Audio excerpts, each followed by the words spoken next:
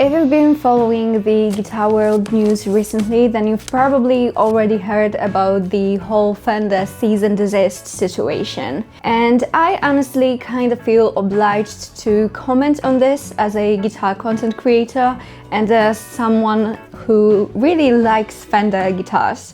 Well, maybe not Strats, let's not get carried away here, but Fender guitars in general. Because this whole situation is becoming something more than just another company protecting its designs. We're watching a giant company trying to reclaim a monopoly on a silhouette that has been a public domain for over half a century. And the way they're doing it is frankly a PR disaster. So back in 2009, Fender already tried to trademark the Strat, Tele and P-bass body shapes and famously lost. The consensus back then was that the design became so iconic and so widely replicated that it basically became a public domain. But that whole reality just got flipped because of a court case in Germany. Fender sued a Chinese company that was selling direct Strat copies on AliExpress.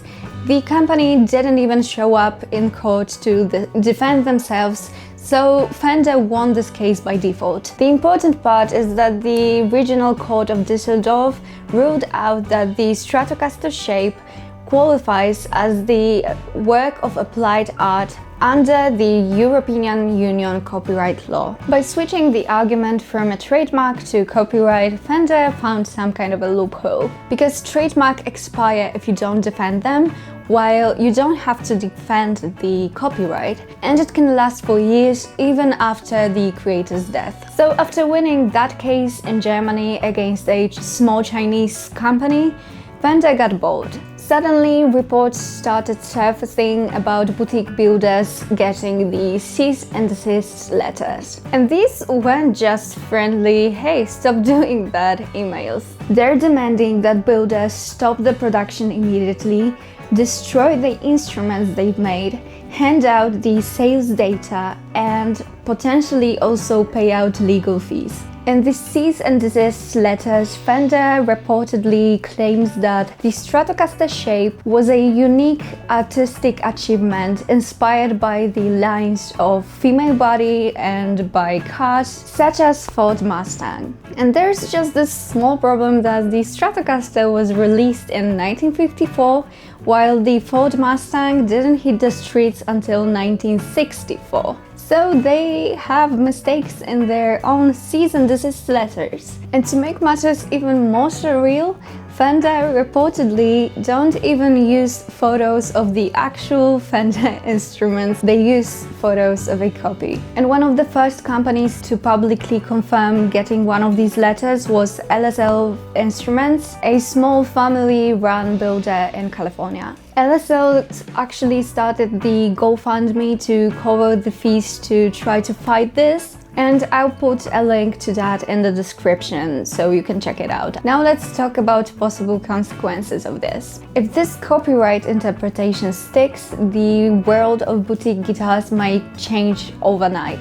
If they can copyright this Strat, then what's coming next? The Tele, the Jazzmaster, the P-bass, all these safe designs that builders have used for decades now suddenly become legal landmines. There's also a potential downstream on resale platforms. Servco Pacific, Fender's parent company, owns a significant stake at Reverb.com. If Fender decides that F-style guitars are illegal copies, they now have a direct line to the world's biggest resale platform for guitars. We could even see a future where you couldn't sell your boutique S-style guitar secondhand because it's flagged as an infringing product. Fender has spent years trying to be a cool, artist-friendly brand, leaning hard into influencer marketing and lifestyle branding. But you can't really be an artist-friendly brand suing small family-run shops out of existence for copying a guitar that Leo Fender himself didn't even care to trademark. And that leaves me with a question: Why would anyone right now decide to buy a new Fender guitar while they're actively trying to kill the variety that makes the guitar community great? It's a bizarre feeling, honestly. I've spent years playing Fender guitars, commenting on them, showing them on my channel, but watching it all now, it feels like watching your favorite childhood hero turn into a corporate villain. Now that I'm editing this video that I've recorded a few days ago, I've learned a couple of new things about this case.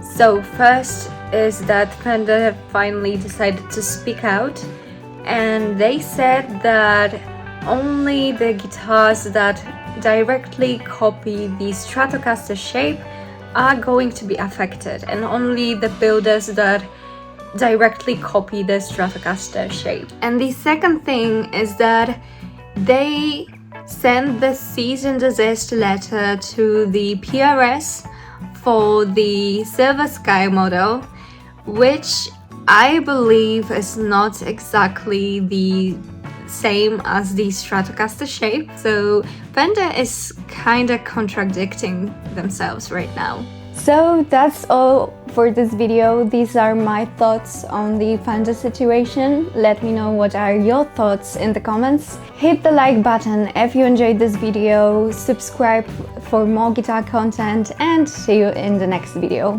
Bye!